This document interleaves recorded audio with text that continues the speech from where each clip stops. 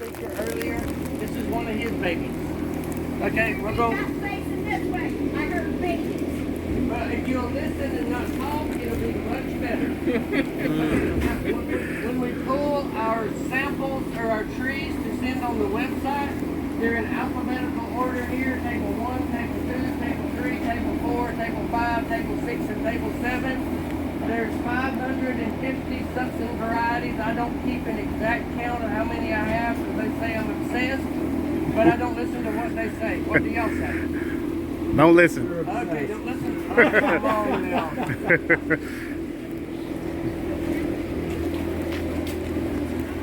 You're laying with my cousin.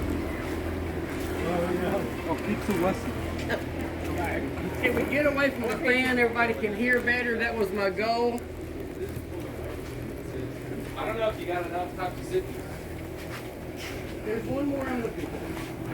I don't know what it is yet, but I'm looking. That's kind of pretty. And now we're away from the fans, so it's easier to hear. That was my goal, is getting down here. If you'll notice, all of our tables have plastic on them. They're level from one end to the other.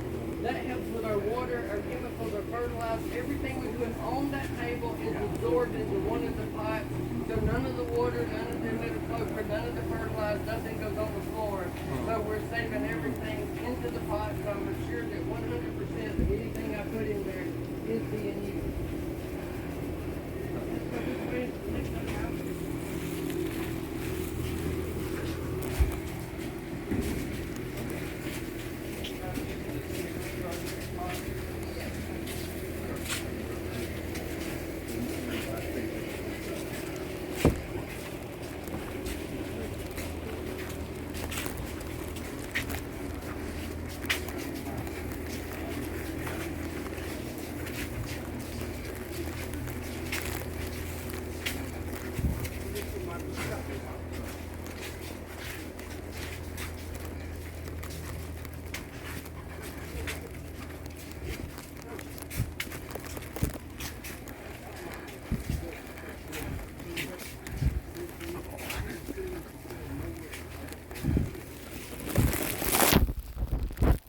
Look at where they're putting the grass in. They're putting it as high as they can.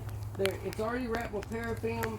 When they put it in, they wrap the union with paraffin, and then they wrap it again with grafting tape or floral tape. So the trees on the right-hand side of that row, you see were grafted about a month ago, the ones right here in front of me, and you can see they're already starting to bud out. So that shows that changing the chemistry works. It's making the buds the high.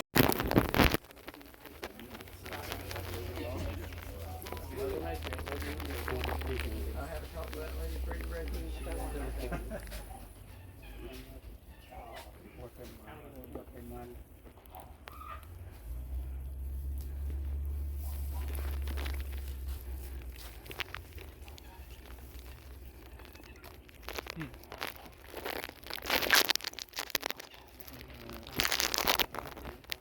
What's your percentage?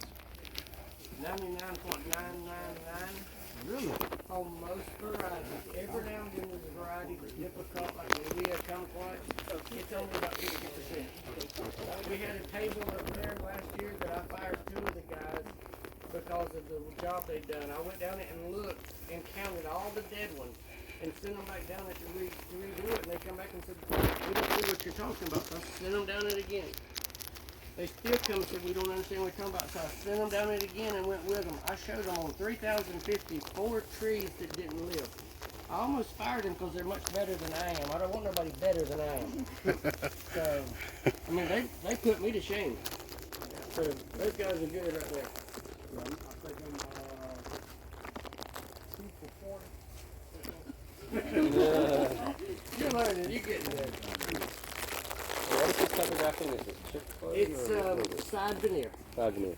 Yep. So you can look at this table right here. They have not reworked this table.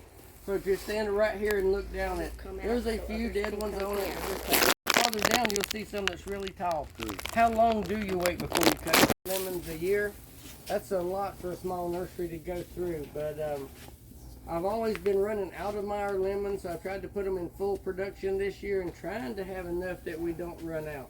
So I'm trying to graft them about 500 at a time and trying to graft 500 about every 2 months.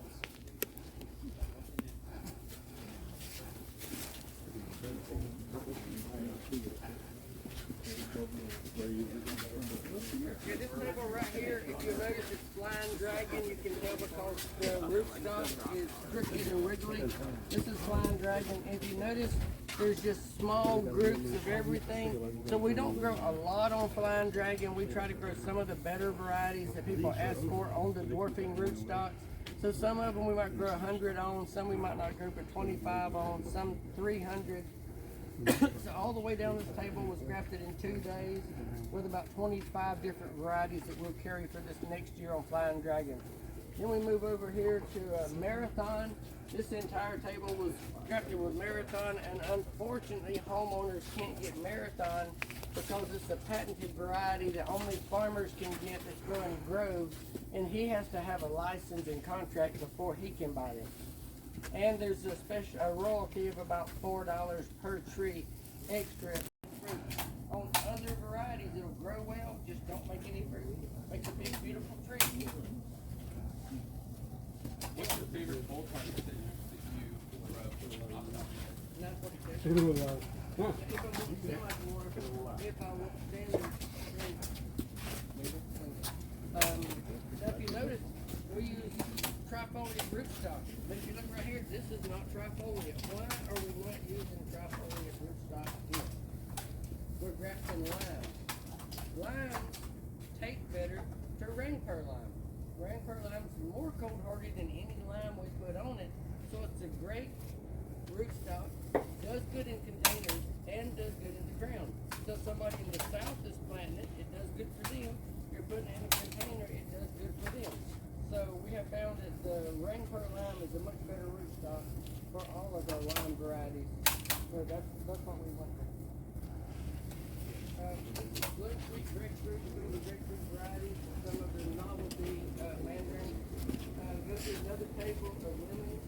This first one happens to be Eureka. Rootstock right here.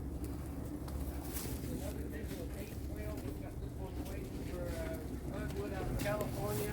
Basically, when rockfish owner gets back, the first thing he's going to do is cut bugwood and he's grab this table.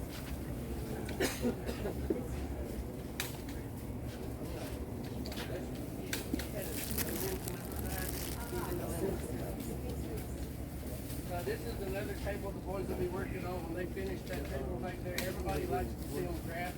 We got another table prepared. They'll come down here and craft.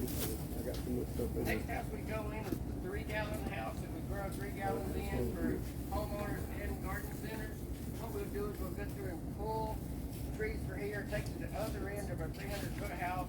It we pull for our homeowners when we're shipping. So we don't actually pull fruit. On other varieties, it'll grow well, just don't make any fruit. Makes a big, beautiful tree. What's your favorite pole type that you grow? Not what it says. If I won't stand like water, if I won't stand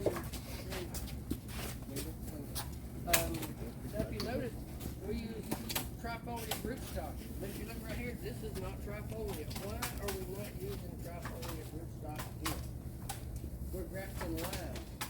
Limes take better to rain pearl lime. Rain pearl lime is more cold hardy than any lime we put on it, so it's a great rootstock, does good in containers, and does good in the ground. So somebody in the south is planting it, it does good for them. You're putting it in a container, it does good for them. So we have found that the rain pearl lime is a much better rootstock for all of our lime varieties. So that's what we want to do. Blood sweet grapefruit, some of the grapefruit varieties, some of the novelty mandarins. Go to another table of lemons. This first one happens to be Eureka. Rootstock right here. Another table of 812. We've got this one waiting for bugwood out of California. Basically, when rockfish owner gets back, the first thing he's going to do is cut bugwood and he's grab this table.